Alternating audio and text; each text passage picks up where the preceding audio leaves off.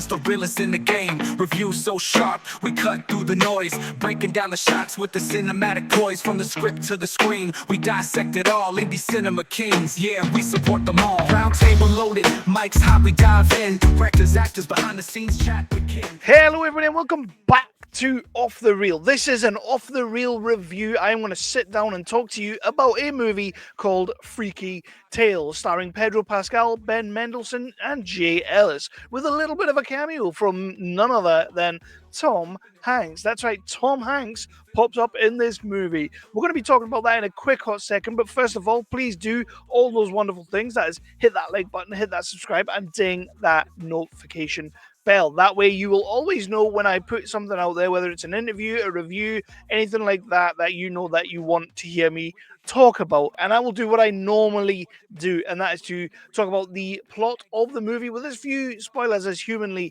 possible. Then I'll jump into the cast and crew of this movie, and then I'll run into my what I did and didn't like before I finish up with my nerdly off the reel rating. Remember, my opinion is just my opinion. If you have a different opinion, hit me in the comments down below. Let me know what you think about this movie, why you think that about this movie, and that's where we will continue the conversation. This is one interconnected film with 4 different stories, and we'll break them down a little bit more in a second. But yeah, so these stories are set in 1987. We're in Oakland, California. We're gonna wrap that around with some fantastical characters, some frivolity and shenanigans, I guess. So we have the first story, which is a story about a group of youngsters who are all into their punk music. They all come together to vibe with punk music at the local club. And one night, the club is kind of infiltrated by a group of skinheads, Nazi skinheads, to be more precise.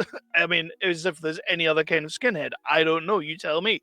So they infiltrate the place, and then it's decided by these punk-loving, free-loving people that love this music that they are going to have to defend themselves. So that's what they are going to do. And what this story basically culminates in is a bit of a riot where people get their asses whipped, kicked, and all that good stuff. It's a fun little story, but I will tell you, I was sent a screener of this movie to give it a watch for the intention of doing a review.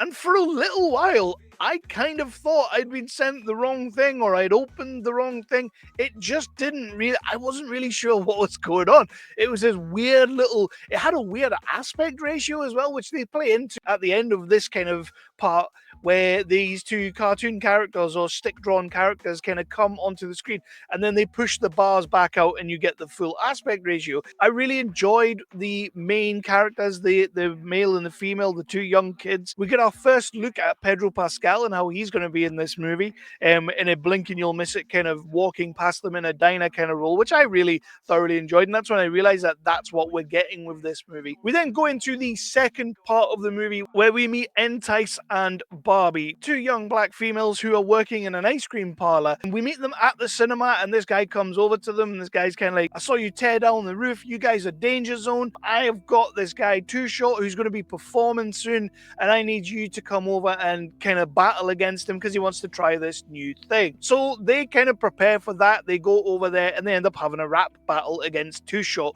Probably my favorite part of the movie stylistically, in terms of like getting the vibe right. These young girls are absolutely phenomenal when they start barring out and going wild on stage. Just fantastic, going up against Too Short. Part 2 of the movie as well, we are introduced to Ben Mendelsohn. He's kind of this skeezy copper, a little bit racist, a little bit pervy. Then we get into part 3, which is the Pedro Pascal story, and he's kind of like this, I want to say hitman for hire, but I think he's just more of a goon, goes around breaking fingers and all this kind of thing. Needs to go into this video shop, and at first you think he's going in to get some videos. He's going into the back of the video shop where the XXX section is, not the Vin Diesel movie, the XXX section as in the porny porn, but behind the shelves there's a poker game going on, and that's where you realize who Pedro Pascal is, who the Clint character actually is. The chickens come home to roost a little bit for Clint when he goes back out to the car and he sits in the car with his girlfriend or his wife, and this guy comes over and basically he's going to kill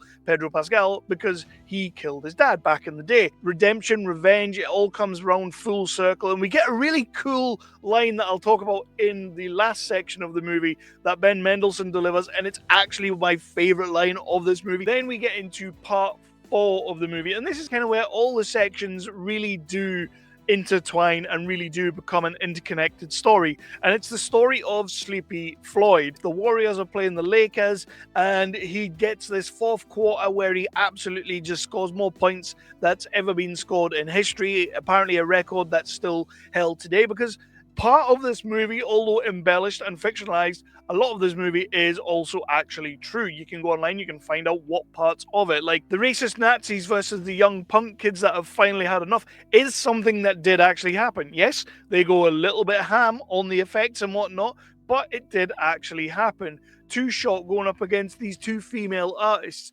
did actually happen. This Pedro Pascal character, I don't know, maybe it's real, maybe it isn't real. It does feel like the kind of character that could exist in these universes anytime, anywhere, ever. So I'll totally buy it. And then Sleepy Floyd is actually a basketball player who does actually hold a record, or did actually hold the record for most points in the fourth quarter, or any quarter of basketball. It's just super embellished. So we get into that last part of it, and when he's on the court scoring the points, the racist kids or the racist family from one of the other sections have decided they're going to rob all the different players that are on the court at the time. So they go to the houses. Unfortunately, Sleepy Floyd's mom has to go home because she's not feeling very well, and she is the victim of some gunplay, housebreaking kind of shenanigans, unfortunately, and it looks like she may actually die. So Sleepy Floyd goes full Kill Bill, and he decides he's going to go and kill all of these Nazi people because he knows where they live, because he's told by the young punk kids who overheard a conversation in the diner in Pedro Pascal's part. As I say, it's all interconnected, it all works, and it does really, really work. So cast and crew wise, I've already spoken a little bit. Pedro Pascal, he's doing the best he can with what he's got, and that's the thing with Pedro Pascal now. I kind of feel like we just see him all the time. He's in everything. So I'm getting to that point where I don't know if there's much else for Pedro Pascal to give us. I'm not saying he's sleepwalking through this movie. He's definitely playing a really cool part, and he's definitely playing it well. Ben Mendelsohn is absolutely chewing up the scenery like a mofo. He's playing the cop who's a bit of a perv, also a little bit of a racist, also a little bit of a homophobe. And he's just loving the character. He's loving the work. And when you see actors as good as Ben Mendelsohn is, taking the smaller roles like this, or taking the kind of off-kilter roles like this and giving everything to it, that's when Ben Mendelsohn is absolutely at his best. And he gets this line, cuts down his guy, and basically said, "You killed his entire family. You're on his time now. You're living in his world. He will turn up whenever the hell he wants." It's such a cold line. I love that line. Jay Ellis as Sleepy Floyd, absolutely brilliant. Plays it really well. I loved that character. And then we also bounce back. Tom Hanks is in this movie. Plays it really well. Just a nice little cameo for him where he kind of gets to shuffle off that Tom Hanks ability and gets to be something a little bit different. The clerk in the video shop. The elitist clerk in the video shop. Like, I worked in a video shop back in the day, and when I spoke to people about their movie choices and the choices they could be making, that's how I played it. That's how I did it. I was an elite snob at times, and I don't care what anybody thinks about that. For me, though, in terms of cast and characters and people that I really, really vibed on, Dominique Thorne as Barbie and Normani as Entice absolutely steal this movie. They steal their section of the movie, like they are the stars of that section. But again, that was the section of the movie that I really vibed on, enjoyed. I felt like it nailed that 1987 vibe. It nailed the culture of the time. It really did nail just quite a lot of different things really well. And Demario Simba Driver playing Too Short, again, barring out on the mic, delivering the bars, and just being awesome on the mic.